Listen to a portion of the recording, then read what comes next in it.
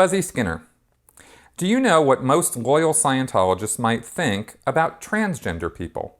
I know that Hubbard held a very dim view of homosexuality, but gender dysphoria and related issues were not nearly as widely known in the 1950s, when Dianetics and Scientology's doctrinal prejudices were being established, as they are today. I wonder if LRH was even aware of the existence of trans people. If so, is there an established Scientology position on them? Or would they just be put in the same category as gay, lesbian people, covert hostility, and subjected to the same hypocrisy and abuse? The views from the Scientology world about any kind of sexual deviancy, anything that's not straight, Christian minded, conservative, and by Christian I mean like old school Christian. I'm talking like 1950s Leave It to Beaver kind of attitude, right? Very conservative, staunch ideas about sex and sexuality are frowned upon. Anything that's not that is not really what Scientology is about. When it comes to people not being who they were born as, without question, that is unacceptable. That goes beyond the bounds. And I'm not sure, I didn't review my earlier videos on this, so I'm not sure how much I went into this, but I'm gonna throw something out here that I might have said before. I'm not really sure. But here's the view on it, right? It's not just that Scientologists think that such an individual who's gay, lesbian, LGBTQ of any kind is 1-1. They do think that. They think they're 1-1. They're a covert hostility as an emotional tone level, right? They also think that such people are what's called out of valence. And a valence in Scientology is a personality, is your personality package. It's who you are.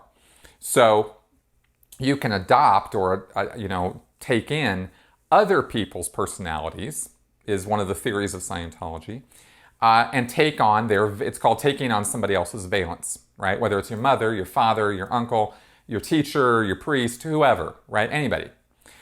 Including somebody of the opposite sex, okay? So there's this idea in Scientology that a man has a man body, right? Born with a man body. There's no man or woman thetans or spirits, but when you're born as a man, that's the role that you have, right? And so you're supposed to have this valence of I am a man. So if that person in a man body starts acting in like a woman, right, with woman characteristics, or thinks he is a woman or has woman characteristics, then in Scientology's assessment of that person, it would be that he's out of valence. He's being something that he is not. And it's kind of interesting, actually, as I'm sitting here talking about this right now, I'm really seeing the illogic of this within the Scientology world, but this is what they would say. And they don't see this as illogical. If you're born in Scientology with a man body, you're a man. And if you're born with a woman body, you're a woman. And that's it. It's very black and white.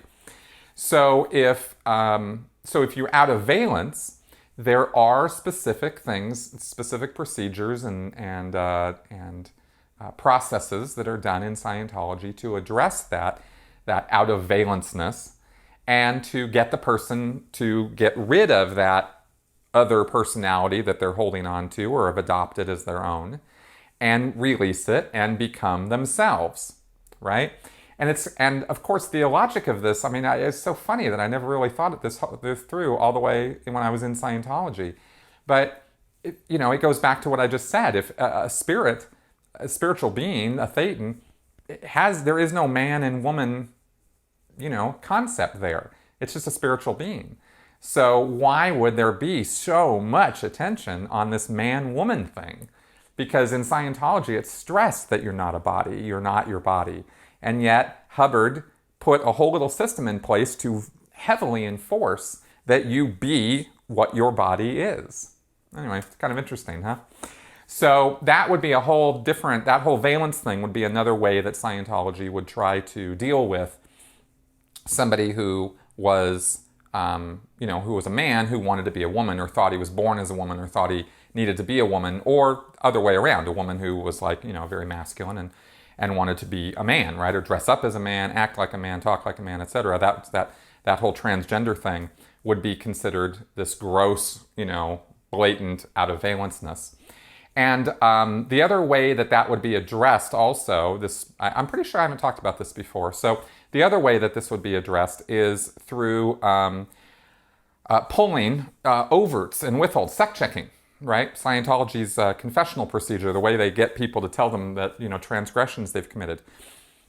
Because they believe in Scientology that if you have, another, besides the personality stuff, another reason you would take on the valence of somebody else or something else is because you have committed overts, transgressions, harmful acts against that thing in the past. So if you're, gay or homosexual or, LGBTQ, it must be, and you're a man, it must be because you've committed all these, wrongdoings, these overts against women. And now you feel like you have to be a woman in order to further the survival of women that you've hurt in the past. So now you're going to take on that role in order to ensure that role, that position that you committed all those harmful acts against continues to survive, if that kind of makes sense. So they're going to pull a bunch of, overts and evil purposes and things like that from you. And all of this processing costs mega money, right? So they have, lots of excuses with LGBTQ people to just audit them. And they will, and they'll do that too, right? Because as far as I understand it right now, Scientology will very definitely accept LGBT people into it if those people, want to change, right? Want to recognize that there's something wrong with what they're doing and want to change that condition, right?